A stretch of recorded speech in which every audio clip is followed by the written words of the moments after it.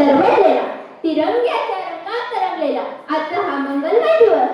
आजच्या पावन दिवसाच्या कार्यक्रमाचे माननीय अध्यक्ष, व्यासपीठावरील प्रमुख अतिथीगण, पूज्य गुरुजन वर्ग व उज्ज्वल भारताचे देशदूत माझ्या प्रिय विद्यार्थी मित्रांनो, सर्वजण त्या मंगलमय दिवसाची पाहत होते आतुरतेने वाट. सर्वजण त्या मंगलमय दिवसाची पाहत होते आतुरतेने वाट. उजाडते आज प्रजासत्ताक दिनाची पहाट. भारत मातेला वंदन करून करते मी माझ्या भाषणास सुरुवात. करते मी माझ्या भाषणास सुरुवात. आज 26 जानेवारी प्रजासत्ताक दिन. आज आपण हा दिवस मोठ्या उत्साहात आनंदात साजरा करीत आहोत. मित्रांनो, स्वातंत्र्याचा सूर्योदय जरी 15 ऑगस्ट 1947 रोजी झाला असला तरी त्या स्वातंत्र्याला आकार देणारा दिवस म्हणजे 26 जानेवारी 1950 होय.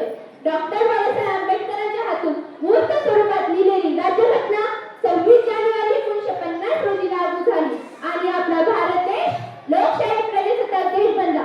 मित्रांनो, आज आपण इथे प्रसन्न मनाने हसत मुखाने बसलेले आहोत. आज हा सुवर्णमय दिवस पाहण्याचे भाग्य आपणास लाभत आहे. पण या स्वातंत्र्याची कथा फार मोठी आहे.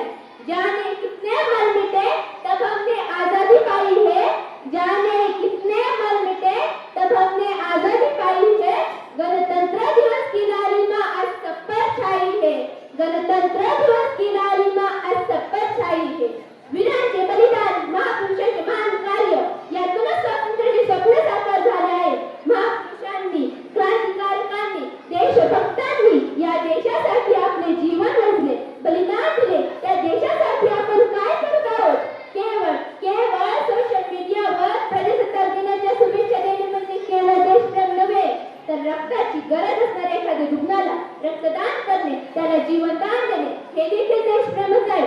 प्रदूषणाने ग्रासलेल्या वसुंधरेला एखादे रोप लावून नवसंजीवन देणे हे देखील देशप्रेमच आहे. आपल्या घरातील, परिसरातील कचरा इकडे तिकडे न फेकता देशाच्या स्वच्छतेत योगदान देणे हे देखील देशप्रेमच आहे. छत्रपती शिवाजी महाराजांच्या काळातील गडकिल्ल्यांचे रक्षण करणे, ऐतिहासिक वास्तूंचे जतन करणे, नैसर्गिक आपत्तीच्या वेळी गरजूंना मदत करणे, पाण्याचा जपून वापर करणे, सार्वजनिक वास्तूंचे नुकसान न करणे, वाहतुकीच्या नियमांचे पालन करणे, मतदान करणे हे देखील देशप्रेमच आहे. खुद पर भरोसा रखो वक्त बदल जाएगा. खुद पर भरोसा रखो वक्त बदल जाएगा. जो आज मुश्किलें वही कल इतिहास बन जाएगा. वही कल इतिहास बन जाएगा.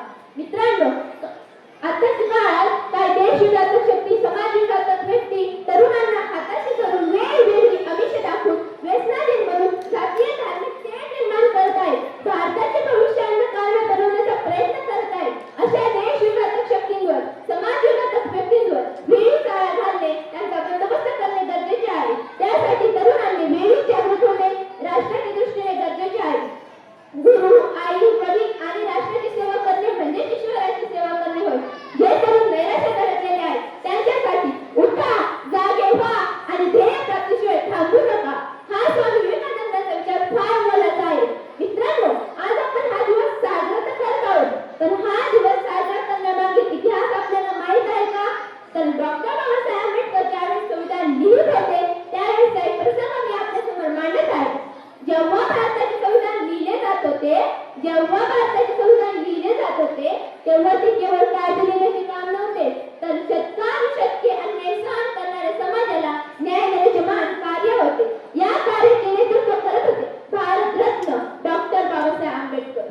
एकदा संविधान सभेत अस्पृश्यतेच्या प्रश्नावर चर्चा सुरू होती. तेव्हा काही सदस्य म्हटले की हा सामाजिक प्रश्न आहे, तो कायद्यात आणू नये. तेव्हा बाबासाहेब ठामपणे उभे राहिले आणि त्यांनी गंभीर आवाजात सांगितले की जर समाजातील माणसाला माणूस म्हणून जगण्याचा अधिकारच नसेल, जर समाजातील माणसाला माणूस म्हणून जगण्याचा अधिकारच नसेल, तर स्वातंत्र्य, समता आणि बंधुता या केवळ प्रकल्पना